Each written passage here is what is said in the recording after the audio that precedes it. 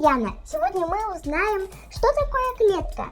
Посмотри на этого человека, собранного из мелких частей. Настоящий живой человек состоит из клеток, подобно тому, как эта игрушка из разноцветных деталей конструктора.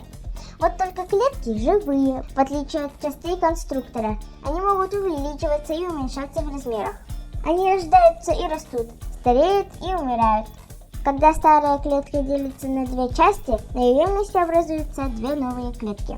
Именно поэтому мы и растем, а игрушечный человечек навсегда останется неизменным, таким, каким его когда-то сконструировали.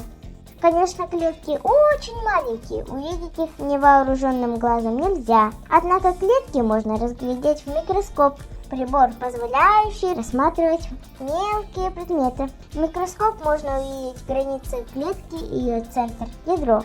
Перебери свои игрушки. Наверняка среди них у тебя найдется мозаика-конструктор. Для того, чтобы сложить из такого конструктора цветок, понадобится деталей 10. А чтобы построить большой дом, не меньше сотни. Представь, что наш организм – это тоже своего рода конструктор. Только деталей в нем намного больше. Ведь человек гораздо больше и цветка, и игрушечного домика. А клетки, из которых мы состоим, гораздо меньше, чем детали конструктора. Клетки соединяются в тканях примерно так же, как и соты в пчелином улье. В организме человека около 200 видов клеток. Ты ведь помнишь, что в нашем организме около 200 видов тканей?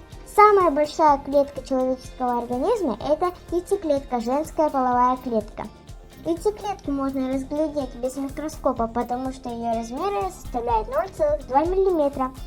Остальные же клетки почти в 10 раз меньше ее. Клетки разных видов могут различаться по форме и функциям, но у всех у них похожее строение. Любая клетка отделена от внешней среды оболочкой, клеточной мембраной. Клетка заполнена студенистой жидкостью, цитоплазмой, в которой плавают органеллы, внутренние органы клетки.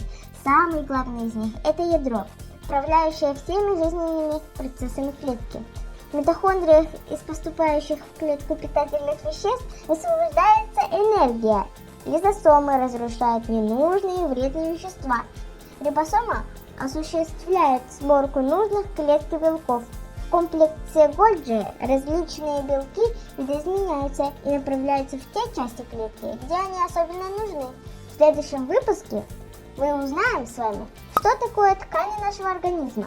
Не забудьте поставить лайк, пишите комментарии и жмите на колокольчик, чтобы не пропустить новое видео. Всем пока!